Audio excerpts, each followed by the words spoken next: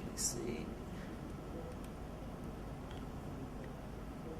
Should have worn my glasses.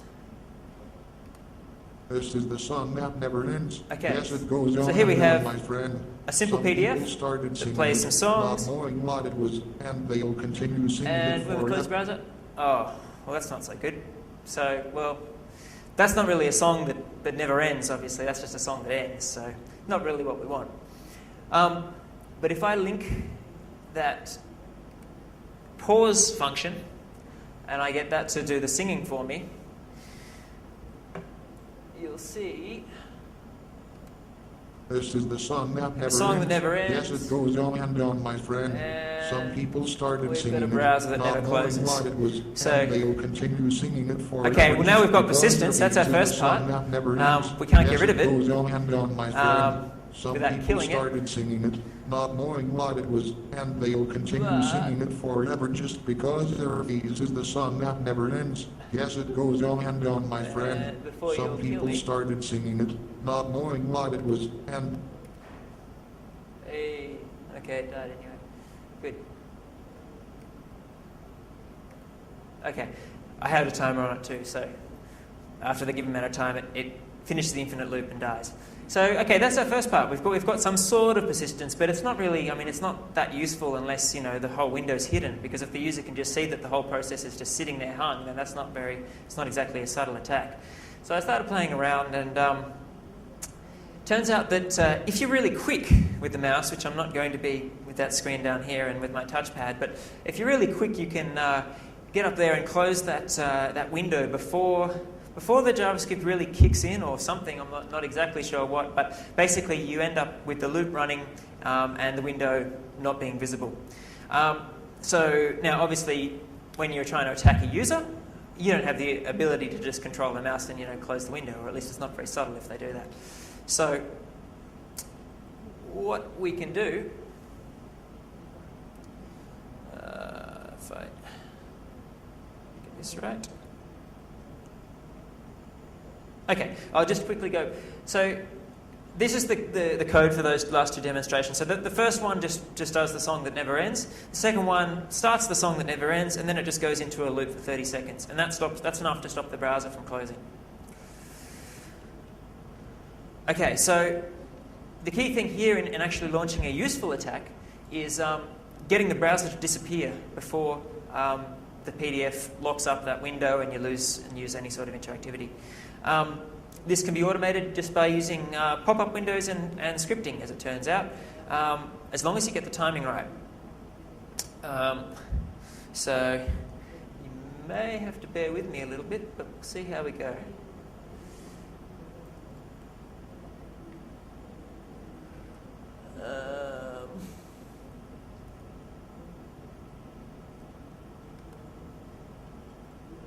Okay, so I've got some website.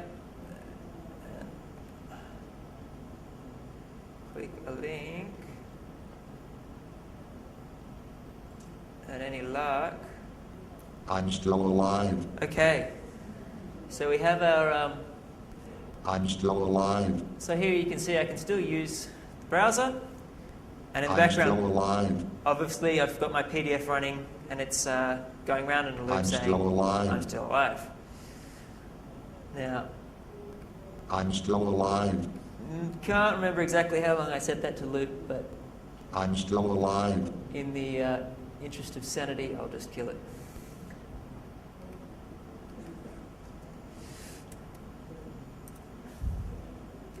Okay, so great. Now we have our PDF. It's hidden. It's running in the background. It's chewing up 50% processor, but wow, it's not our processor, right? There are a lot of side effects, though, that you have to be careful with in trying to get this actually as a stable as attack, because funnily enough, infinite loops cause system instability. You've got to get the timing right. You need a new window. Like using it in the same window in a frame within a window doesn't work because it just hogs all the processor.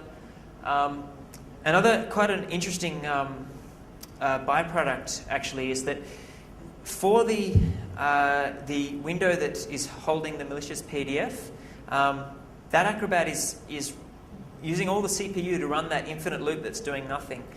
So if you want to use a lot of the communication plugins and a lot of the communication stuff within PDF is actually not within JavaScript, it's within separate plugins. For example, the Flash plugin.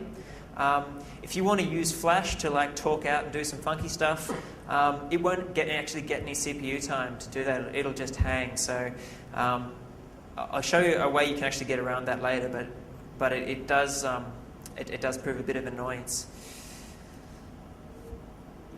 So now what? Okay, we've got our PDF there sitting in the background, taking lots of CPU time. What can we do here from here? So we want to, okay, can we make network connections, maybe do some command and control, maybe interact with the host browser. Okay, so I mean this is pretty simple, similar to previous sort of JavaScript attack frameworks, you know, like your Beef, XSS shell, browser writer, those sort of things. What we're trying to do is, you know, talk out to a remote HTTP server, get ourselves a command, and then do something from that command. It needs to be covert because we've got a hidden window. We don't want to be popping windows all over the place. And ideally, it needs to work cross-domain because depending on how we've loaded this, whether we've loaded it through XSS or we've loaded it from our own browser, we probably want to attack other domains. So ideally, it works cross-domain. So how do we do this in PDF? Well, I looked at a lot of different ways. First of all, using Acrobat Forms was the most obvious way. In Acrobat, you can do something like this.submit form, and that will send the form data onto example.com. You can also do some tricky stuff with FDF so that when you submit the form, it doesn't cause the PDF that's doing the submission to replace itself, because usually when the response comes back, it replaces the page. What I did notice, though, was that the submit form always gets the page to reload the PDF. So that's not really very useful in terms of our attack, because every request we basically unload ourselves and we lose. You can submit cross-domain with submit form, but the user is warned about it. So again, it's not so useful. Two other main functions within PDF to make HTTP requests are get URL and app.launch URL. Both fairly similar, except so get URL basically replaces the current window. So that's pretty much out right there because we've lost our PDF that's looping. So app.launch URL is okay, a bit nicer. We can open a new frame. It's okay, you know, we can open a new frame, but it pops up to the user, and then you could make it disappear, but the user will see it. So it's not really very covert. Ideally, what we want is something that makes just a silent request back and forth. The other thing with both of those, actually no, not other thing with both of those. Ignore that. These are more useful basically for our last part when we're trying to interact with users. So pop-up websites, that sort of pop-up phishing sites, that sort of thing. But okay, so the next thing, when I previously did a talk on this, I was talking about web services because this is the easiest way in PDF to make a connection out and have it a bidirectional channel. Only problem is it only works easily within Acrobat Pro. You can actually do it with the Acrobat Reader, but the PDF needs to be signed and it needs to have form submit privileges. And basically, in order to do that, you need the Adobe Lifecycle ES package, or I think you need to come to one of the talks tomorrow, possibly, but I won't give that away. So yeah, it works great, but unless you've got that, you can't use it. So I thought there's a whole bunch of other functions within an Acrobat. Maybe I'll just find one that, especially there's a lot of undocumented functions. Surely one of them must just make a request out. So just to give an example of some of the functions, there's some awesome functions like this one, which is test HS verify email. Notable thing, S. Dakin, so that'd be Scott Dakin, developer from Acrobat Reader. So this is some sort of test function or something that's still sitting in JavaScript. This next one, it's got S. Dakin again, Wibbler. So this is all kind of debug code or something that's, I don't know, put in years ago and no one sort of realised to take it out. I googled for Weebler, and this was the first thing that came up, which I thought was pretty funny. Keep working, guys. So basically what we're doing here, just doing for I in this, get all of the functions within this object. For each one of those functions, okay, if it's a function, call it with a URL, see if it makes a connection, and then if it makes a connection, then hooray, we win. But turns out there's a couple of reasons why this doesn't work so easily. One, it crashes all the time when you try and do this.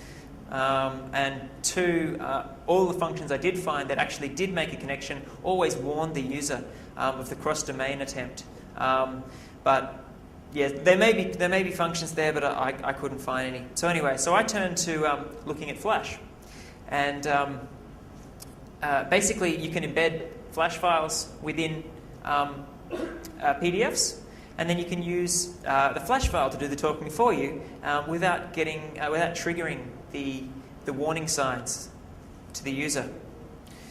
So just I can do this.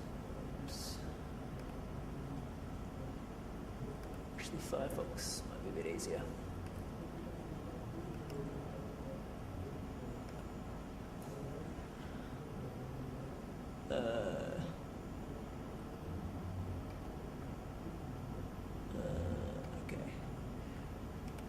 Okay, so all I've got here, this is just a simple PHP page that just listens for a request and then logs it.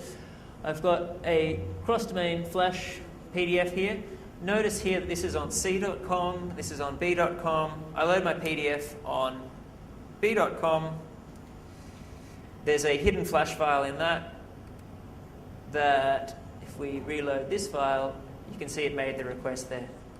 And so we can reload this a couple times, and we'll see here, you can see it making the cross-domain request. So we've got a silent cross-domain communication channel.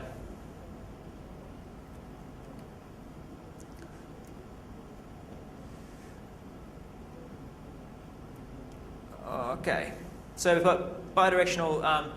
Now, okay, so we've got Flash talking, but we would really like to have that data back in PDF so we can do something useful.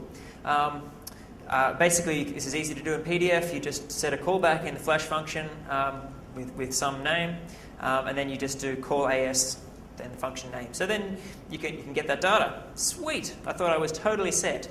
However, turns out that when you're running in an infinite loop, Acrobat hogs all the processor, and Flash doesn't get a look in. So your communication channel just kind of hangs there and doesn't make any communication. There is a way to get around this, is by popping alerts in the PDF, which pauses the JavaScript in the PDF and lets the Flash talk. However, obviously popping alerts isn't the most subtle of things and is probably going to be noticed by the user. So again, this wasn't such a great channel. But luckily, one of my colleagues, Colin Wong, stumbled across this little gem.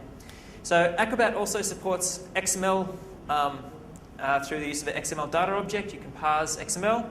If anyone's familiar with XML, you can define external references within XML.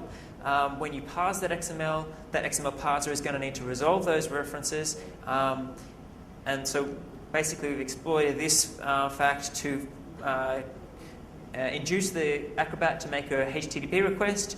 So as we'll sample down there, so we basically define an entity, resolve that entity, instantiate that entity, and then basically when it gets dereferenced, it makes the request. The great thing about this thing is that it works cross-domain, there's no warning, and you get the response too, because you get the resulting XML document. So this is perfect for our purposes. So we can go out to a server, it sends something back which is XML, it just gets slotted straight into that document, we read it, and then we have our bidirectional communication. Okay, so now we have the first two things of our goal. We've got our persistence, and we've got our communication back to our controlling server. What can we do from here? So When I first looked at this, I thought, well, if you could get the script to